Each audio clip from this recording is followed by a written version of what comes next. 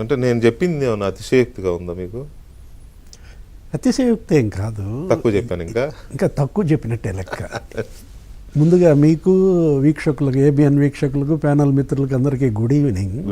ఇది gun point, Jagan point వేరు కాదన్నారు.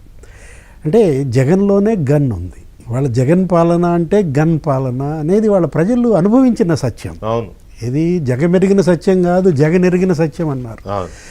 భూముల కబ్జాలు, గనుల కబ్జాలు, డిస్టిలరీల కబ్జాలు, అసలు పోర్టుల కబ్జా, సెజ్ల కబ్జా, పాయింట్ బ్లాంక్లో ఏది కేవీ రావు లాంటి వాడినే బెదిరించి మరి కిడ్నాప్ చేసి ఎక్కడికి తెచ్చి సీఎంఓకి తీసుకొచ్చి, సీఎం ఇంటికి తీసుకొచ్చి, అదే సీఎంఓ అదే ఇల్లు. అంటే ఎంత తెలివిగా ఆయన నివాసాన్నే సీఎంఓగా మార్చుకోవటం, ఈ సెటిల్మెంట్లన్నిటికీ అదొక డెన్గా తెలివి అందామా, బరితెగింపు అందామా? అంతే కదా. ఇది తెలివి అంటే అది తెలివి ఎలా, అది బరితెగింపే అన్నమాట ఒక రకంగా చెప్పాలి. అన్న పాయింట్ బాగుంది, ఆయన ఇల్లు డెన్. మొత్తం వీటన్నిటికీ అదే కదా. ఏది ఎవరిని కిడ్నాప్ చేయాలో అక్కడే సీఎం మరి డిసైడ్ చేస్తారు, డిక్టేట్ చేస్తారు. ఎవరు ఇప్పుడు కాదంబరి జత్వాని కిడ్నాప్ ఎక్కడ జరిగింది? అది అక్కడ పిఎస్ఆర్ ఆంజనేయులు ఉన్నారు, నన్ను పిలిపించాడు పలానా మా బాస్ కాంతిరాణా టాటా అని చెప్పి విశాల్ గున్ని వాగ్మూలం. విశాల్ గున్నియే చెప్పాడు కదా. తుపాకుల రాజ్యంలోనే జరిగింది, ఒకళ్ళ మధ్య జరిగింది. అవునా? అంటే ఇవాళ వాళ్ళే కాదు, ఏది మీరు ఆ విక్రాంత్ రెడ్డి ఎవరు బయట పెట్టారు? అది విజయసాయి రెడ్డి బయట పెట్టారు.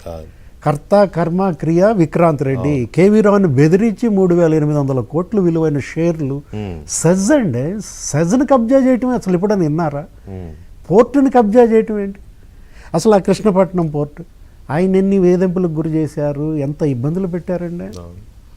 అక్కడ దాకా ఎందుకు పోలవరం ప్రాజెక్టు కాంట్రాక్ట్నే లేపిస్తారు కదా.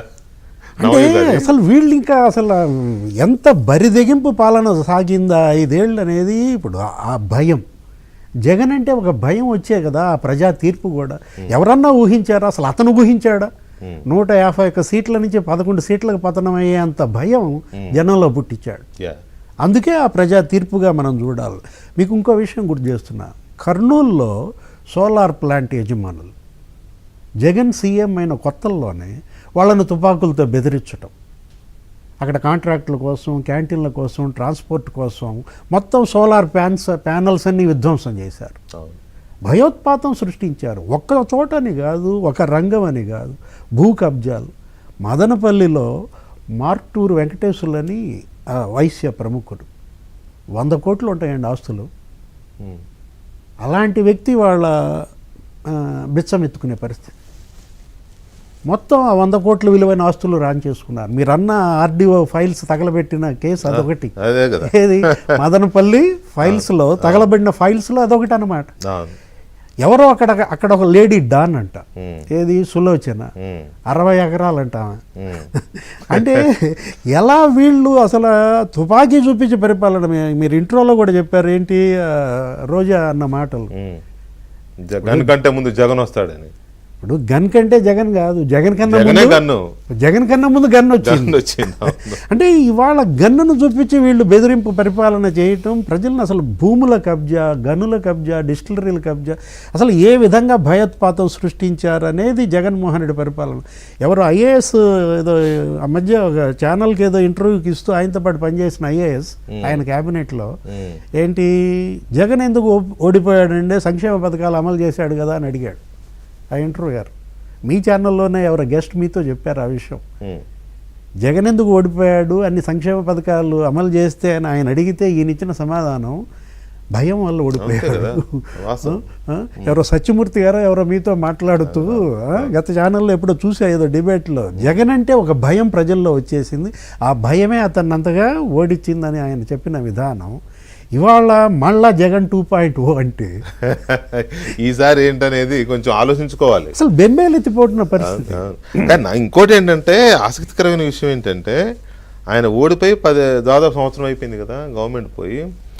దాని ఏమనాలి, మామూలుగా అయితే ఏదన్నా విష పదార్థము, పురుగు మందులు జల్లుతున్నప్పుడు ఆ రెసిడ్యూస్ అంటాం, అవశేషాలు.